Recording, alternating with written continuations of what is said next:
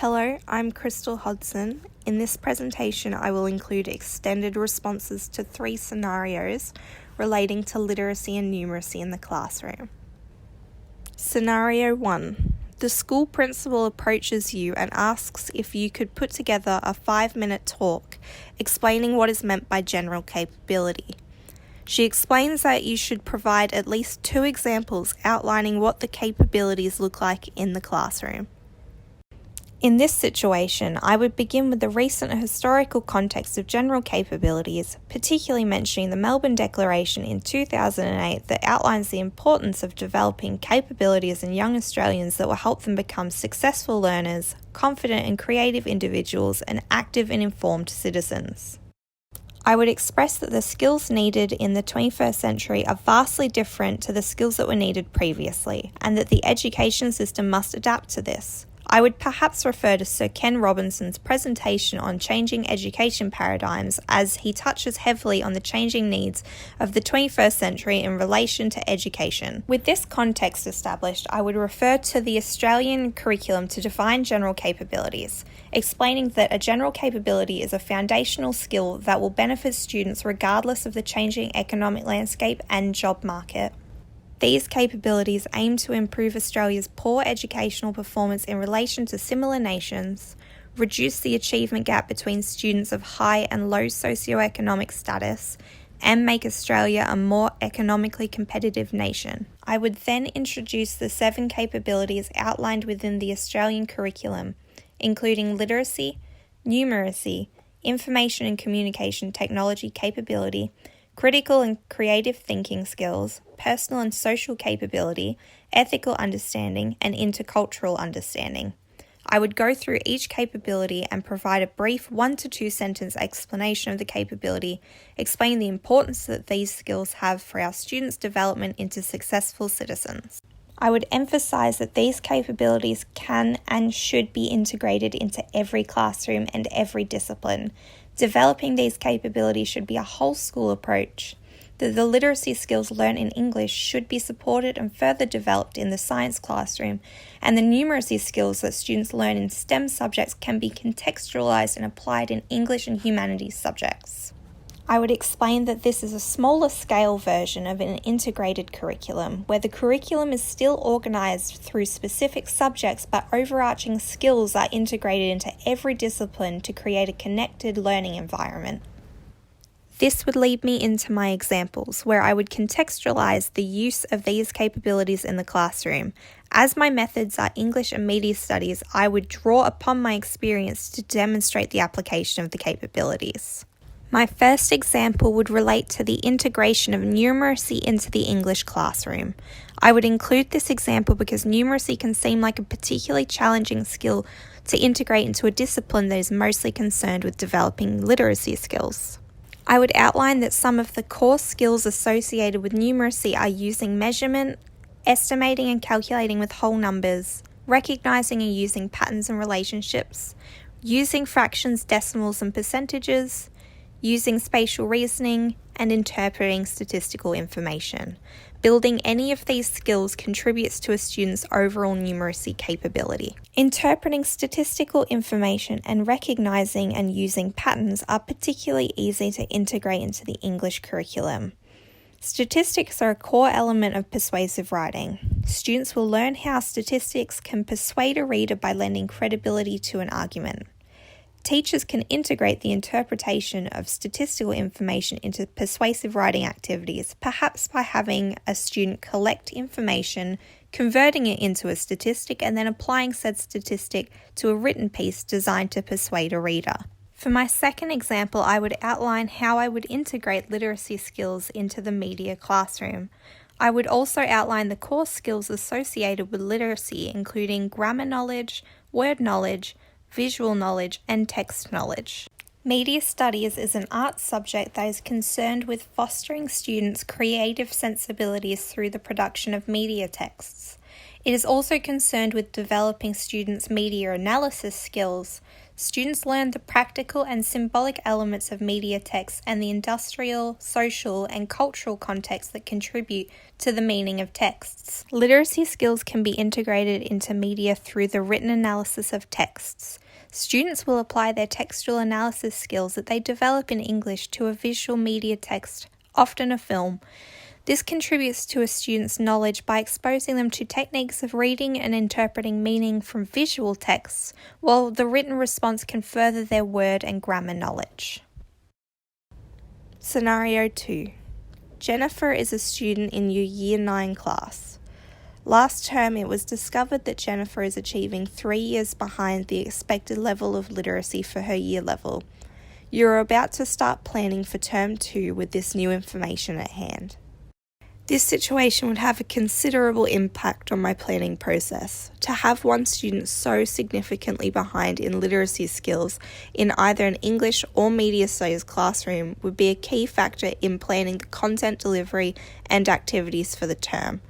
It is important to address this issue promptly, as lower literacy skills can be a severe disadvantage in the 21st century world.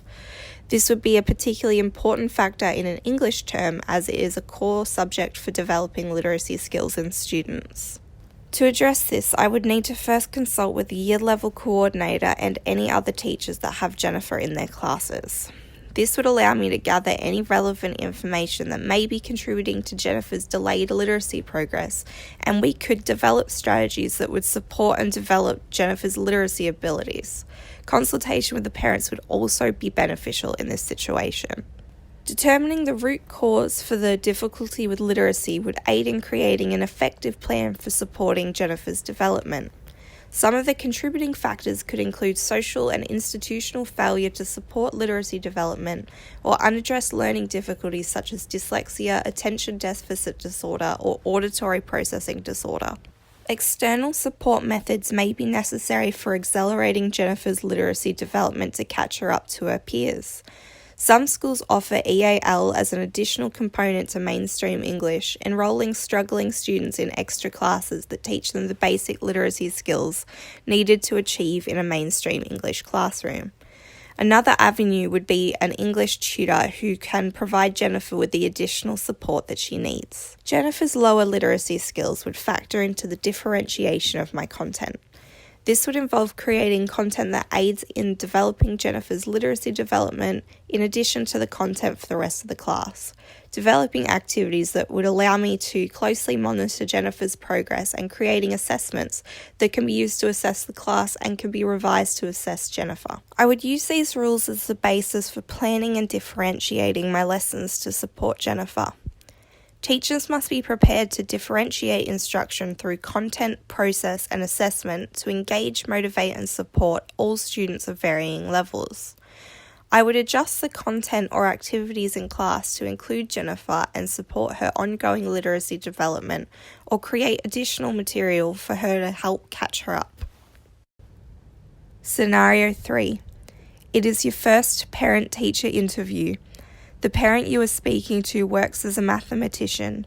She asks you how you are catering to numeracy in your method area. In this situation, I would begin by mentioning that I conform to the curriculum obligations outlined in the Australian curriculum.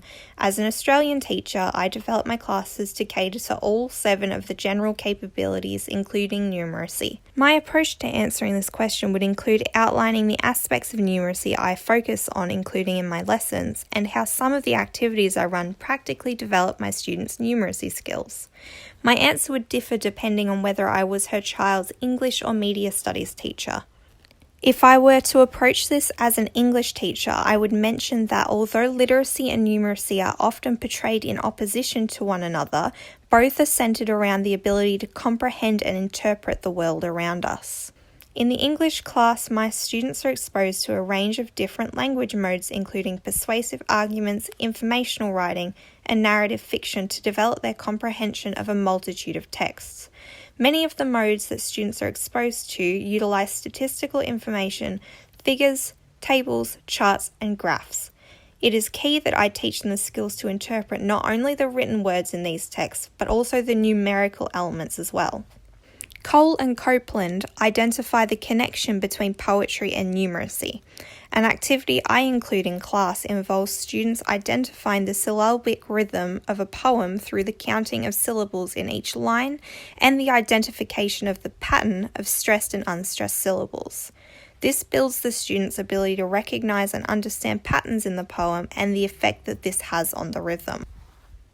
Another activity I include in class is creating instructional lists to teach students foundational literacy skills and foundational numeracy skills. Students are tasked with creating a set of instructions for baking a cake. This set of instructions must include some features including a numbered list of steps and a list of ingredients and their respective measurements. This form of writing is essential in STEM subjects as it is similar to writing a scientific method, and it also teaches students the basic skill of sequencing steps and gets them to practically apply fractions in a piece of writing. These activities integrate numeracy skills into the English classroom, mostly focusing on comprehending numerical elements of texts and communicating their understanding of numeracy through written work. In a media classroom, spatial reasoning skills are key for creating cohesive and effective pieces of visual art. Students must apply their spatial reasoning skills when making creative choices in photography and filmmaking. This factors into the composition of the shots and the angles used to capture them. Measurements are also used frequently in the creative process. Measurements are used in creating digital print artworks where the distance between artifacts and typography and their size factors heavily into the visual look of the artwork. Students also use measurements when editing audio and visual pieces, using measurements to adjust and manipulate the length of the artwork and adjusting the playback speed. The identification of patterns is also a key element of media studies, particularly when analysing film and television texts. Conventions and genres, core elements of a film, are essentially just observable patterns. Lighting, mise-en-scène, costume, and narrative choices all contribute to a genre or convention being established. Students are explicitly taught to recognise these patterns to determine the genre of a text and how that contributes to the creative choices being made. These are some of the ways that numeracy is developed in the media classroom. Core understanding of spatial reasoning and of measurements are key to making the visual design choices of many of the artworks students will make. This is a valuable class in the development of students' numeracy skills as it shows them in a practical environment where these skills apply, solidifying the importance of maths in their daily lives. To conclude my response, I would ask the parent if she had any suggestions for incorporating numeracy into my classes. As an educated and working mathematician, I am sure that she would have some valuable insight into integrating mathematical concepts into different practical situations. This would be taking a community of practice approach by viewing the process of teaching and learning as a shared human endeavour. By asking for her expert opinion, I may be able to gain important new skills for incorporating numeracy into my classroom, and it helps the parent feel involved in the educational process.